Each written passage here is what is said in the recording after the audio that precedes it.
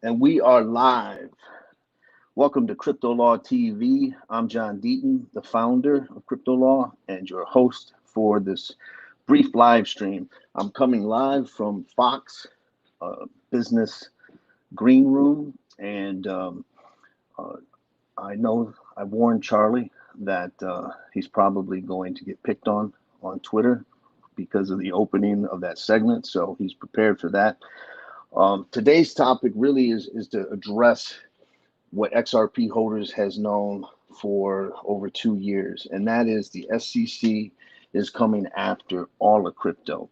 We had a hearing earlier today, and it was involved the fact that Grayscale is suing the SEC, and we know that Coinbase has now launched an initiative to try to all address the fact that we are at war, a war that was declared.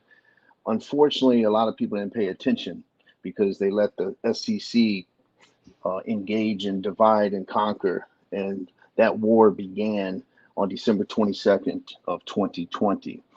Now, we predicted this. I'm not going to stand up here and say I told you so, but XRP community predicted this war, and it's now against all exchanges. We've seen the Kraken situation. We know that Coinbase has released the fact that they have received subpoenas, investigative subpoenas. I'm getting a call a week from entrepreneurs who want to talk to me about the fact that they're under investigation and they're expecting Wells notices, or they're being asked to sign statute of limitations, tolling agreements, because the SEC is coming after them. And we're talking about projects that range from a couple $100,000 raised to multi-millions. And even we see cases that involve fraud have unnecessary language. A lot of people made a big deal about this that green mining machine case that was filed. It really is just a fraud case, but ask yourself, why does the SEC, when it's really a deception and misrepresentation and fraud case, why do they throw in there that's general language that's also unregistered securities? Why in the Wowie case that it was insider trading and fraud? Why do they then say, oh, these 9 ERC20 tokens are also securities? And so the point I'm getting at is that all token holders are now realizing what XRP holders have been realizing for the last couple years, and it is time to end the tribalism. It's time to come together and let the best technology win once we have a level playing field. Now let's talk about briefly, because a lot of you want to talk about obviously yesterday's hearing. This case, the Ripple case, as Charlie brought up today on Fox Business, the result in this case is going to dictate a lot. Okay, and what I said was that if the SEC wins and XRP is deemed a security, and the judge doesn't distinguish secondary market sales, and she doesn't distinguish the token itself, and all of those things, if the SEC gets a flat out victory, then you can bet that that is going to be used as a hammer against every other token, including Ethereum. And I don't care, I was laughed at and other XRP holders were laughed at when we talked about the fact that Ethereum was going to be implicated potentially. Okay, sorry for the background. Again, I'm on Fox Green Room. Things are happening. It's live TV. What can you do? Now, what was so monumental about yesterday? I looked at this order that the judge came down. Everyone needs to know the SEC has 5 experts. Ripple has 10 experts. It's a Daubert motion. It's basically each side trying to preclude the other side's expert witnesses. The huge victory for XRP holders in general, and a little bit for me personally, was that expert number 1. Remember the guy that the SEC said, we're not going to let you XRP holders come in this case and tell us what you think and what you were thinking and why you bought XRP. Did you buy it for an investment? Did you buy it for non-investment uses? Do you use the XRP ledger? Do you use the DEX that's part of the XRP ledger? We're not going to let you. We're not interested in that because we got a guy that we hired, paid $3 million to give him a contract, and his firm, he's going to come in and say what XRP holders believed in their mind when they acquired XRP. And as many of you know, I filed a motion asking to file an amicus brief addressing that. I highlighted the fact that this guy, and Ripple did as well, that this guy had never interviewed one single XRP holder in his entire career. And at his deposition, a thread of mine, which was summarizing what the 3,500 declarants, XRP holders that signed affidavits, and we sent that to the court, we sent that to the parties. My thread summarized that, why people bought XRP, and he was cross-examined at his deposition. And at his deposition, he conceded. He said, well, I didn't know this, and I don't know any of that, and it may have changed my mind had I known it. And so that caused the SEC to not even use him at summary judgment. But the big deal now is, if there is a trial, if there is a jury, he will be precluded from ever testifying to what you or I were thinking when we acquired XRP. And so that was a huge victory. I said a little bit of validation for me, because that was the motion where they asked to throw me off the case. They said because I disclosed his name, that somehow I whistle called for people to harass him. I'm not mentioning his name now. Even though Ripple had identified SEC experts previously, although the SEC had identified Ripple experts, but as we all know, they lost, and they lost big on that. I look at the decision by Judge Torres as a prime example of what I've been saying, not just me, but others, that we got lucky. This judge applies the law impartially, without prejudice, and that's this decision showed. I view the overall decision as a 60-40 victory for Ripple, but a couple of the rulings were big. The two biggest rulings in our favor for XRP holders was what I already mentioned, which was expert number one not being allowed to testify to what you or I thought, or what we were relying on, but also, and this is a shout out to all the developers that signed the affidavits. We submitted over 50 affidavits of independent developers who never received money from Ripple, who never received any grant money. People like Jay from Spin the Bits signed affidavits, and their expert was precluded from claiming that if Ripple were to move and never work on the XRP ledger again, the XRP ledger would fold. It would basically cease to exist or function, whatever. That's in essence what he was going to say. And the judge precluded that. She basically said she's not going to allow him to testify to that kind of testimony if there's a jury trial in front of the jury. And I think that's significant, because it does go to show you that even though the judge doesn't cite those things in her opinion, they had an impact on the case, because you had developers developing on the XRP ledger independent of Ripple. And so that was a big deal. But the judge, it wasn't all for Ripple. Ripple lost some things, but these are reasonable situations. The judge, for example, is going to allow the SEC's expert. A lot of you feel strongly about this and are going to be upset maybe, but the SEC expert says that his testimony is that when Ripple made announcements, the price of XRP was impacted and it went up. And therefore, that goes to show you that XRP holders were relying on the efforts of Ripple, blah, blah, blah. Ripple challenged that and said, listen, this guy took very small sections of dates and tried to extrapolate, and that's improper. And the judge said, that's for you to argue in front of a jury. If it goes that far, that goes to the weight of the evidence, not the admissibility of the evidence. And so basically the judge also, for both sides, said, you make valid points about your criticism about the expert. They said that to Ripple. They said, this expert that you're challenging on the price of XRP, these are valid criticisms, but I'm not going to prevent him from saying it. You just need to do your job and do a good cross-examination if it goes that far. And so I can tell you the main thing to take away is that this ruling showed that XRP holders and what we've done and what we fought for has impacted the case, and we prevented somebody from speaking for us because we spoke for ourselves. So for the 76,000 that signed up, for the 3,500 affidavits that people took times out of their day, they got them notarized, we got them submitted to the court. You should be proud of yourself, because you didn't just sit around and complain. You said, I'm going to do whatever I can to join the fight, and it worked. And so, one big reasons for this brief live cast is because the summary judgment decision's coming. I said I think it's going to come within a couple of weeks. Some people believed, as I said on Fox today, that the decision might come together with the experts and the summary judgment, because some judges, including Judge Torres, has done that one time in the past. And so that's why I said we're probably a couple weeks or shorter from getting the decision. Now, I could be wrong. I could eat these words and it could take another month.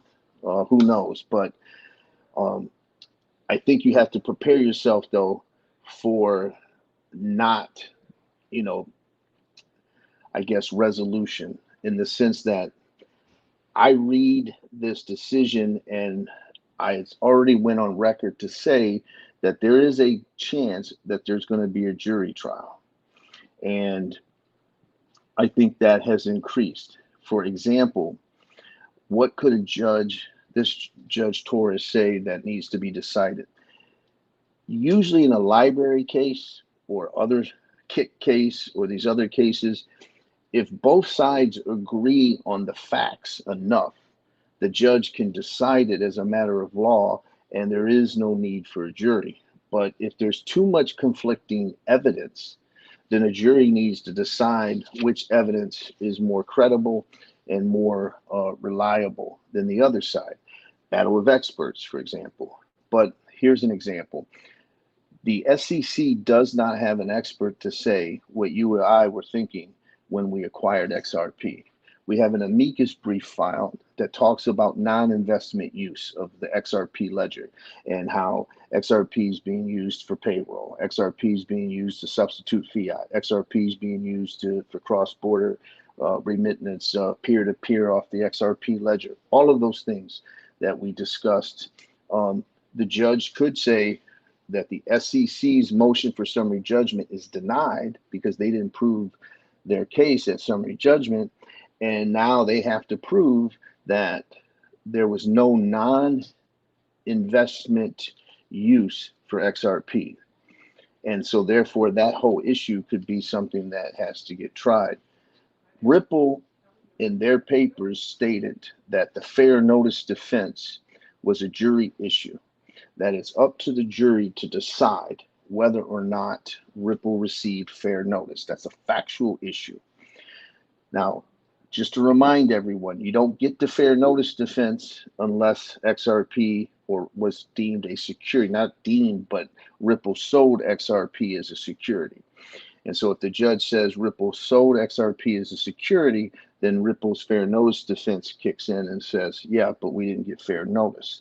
And so Ripple's already went on record to say that that is a jury issue, right? And so the judge could agree. And so there could be not just a fair notice issue, but, common enterprise, non-investment use of XRP, were XRP holders relying primarily on the Ripple efforts of Ripple, or did the token itself allow them a financial benefit independent of Ripple? All of those things.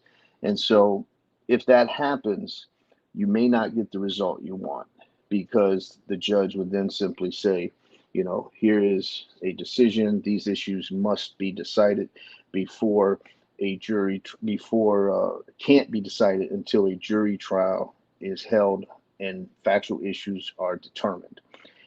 Now, if that happens, then of course there could be a settlement, because the parties don't really want to spend weeks and weeks in a jury trial, which won't be for another 6 months. And then there could be an appeal and all of that kind of stuff. And so it could lead to a settlement, but it may not. I think what you have to start preparing your mind for is that even though we've been fighting for 2 years, it may not be the result you get. Now, maybe I'm wrong. I've went on record. I just bet Charlie that I believe the SEC is going to lose. But I said that doesn't mean Ripple gets an all-out victory. And so we just don't know how aggressive the judge is going to be. Is she going to, does she believe she has enough evidence to say Ripple, from 2013 to 2017, whatever, these specific sales were offers of unregistered securities? Is she going to split the baby like that, but then say ongoing and future sales? Or is she going to say whether or not ODL is an investment contract is a question for a jury? I just don't know. But I've been one of those people that have been trying to plant that seed that this may not be over at summary judgment. And so you have to mentally prepare yourself for the fight. And now everyone else needs to prepare themselves for the fight, because I'm not exaggerating. I've been told that there could be 200 to 300 crypto companies projects that have been under investigation by the SEC for the last 2 or 3 years, which means there could be a slew of more enforcement actions coming forward. A year ago, Gensler doubled the crypto personnel. We just saw Eleanor Terrett just tweeted out that, or someone tweeted out that the SEC is bolstering again their personnel to go after crypto. On the spaces that I was a part of this morning with Scott Melker and others, there was a general consensus that the war against crypto is just getting started. Now, to an XRP holder, that sounds crazy because it started a long time ago, but to the rest of the crypto world, they're just starting to wake up. And I know there's so many XRP holders that say, well, we're going to get clarity and that's it. And the rest of them are shit out of luck.